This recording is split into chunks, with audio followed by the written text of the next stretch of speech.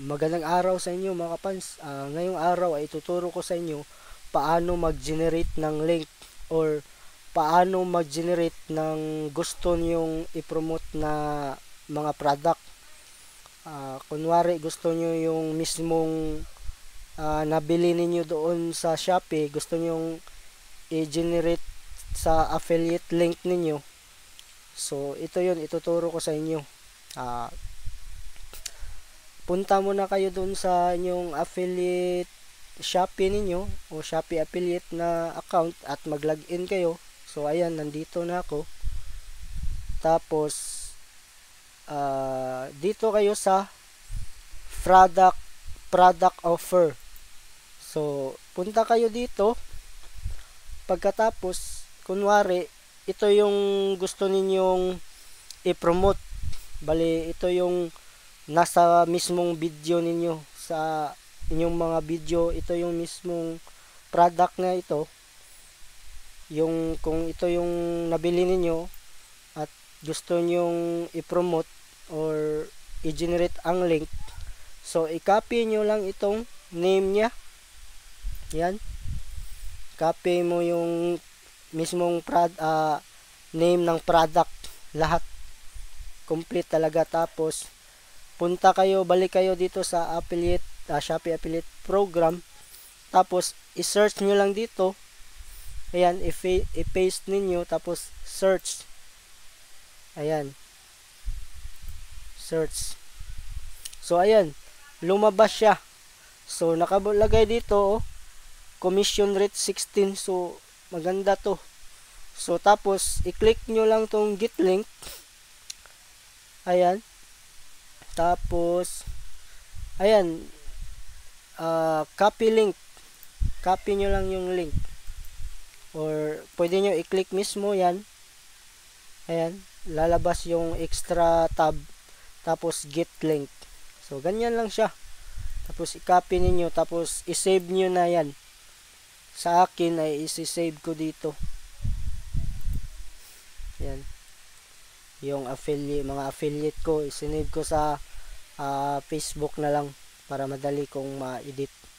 So yan, na-save ko na yung affiliate link ko. So pwede ko na ito i-attach dun sa video na promote ko or live video na ano. So ganyan lang po siya. So ayan, ano pa ako ng ibang link, mag-generate pa ako. Ito yung mga parts ito ng drone, kasi gusto ko mag-assembly ng drone. Tapos i-promote ko sila sa Facebook page ko. Ayan, para may gustong mag-assembly ng drone, bibili sila. So ayan, may tayo, extra income tayo. So ayan, copy ko itong mismong lahat ng name niya. Tapos balik ka dito, ayan, tapos paste mo lang, tapos search,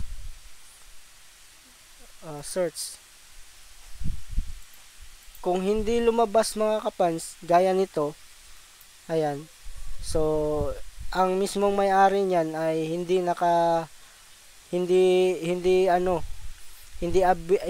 sila available for commission. So wala tayong magagawa, maghanap tayo ng iba. Yan, copy, try ko ulit, ha, copy, or baka may error lang mga kapans. Yan, paste,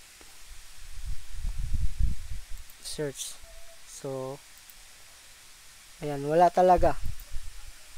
Ayan, product offer, tapos paste.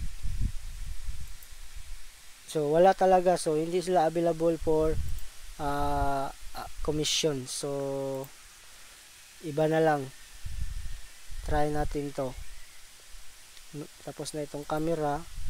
So ito naman itatry natin kung available ba ito for commission. Ayan, paste natin dito, search. So ayan, lumabas.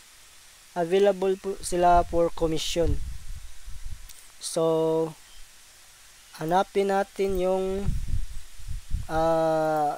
pareha talaga na price. Yan, 675. So ayan, ito yon 675 at 27 sold.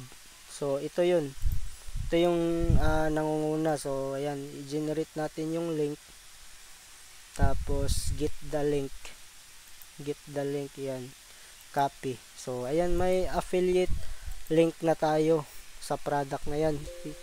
Isi-save natin.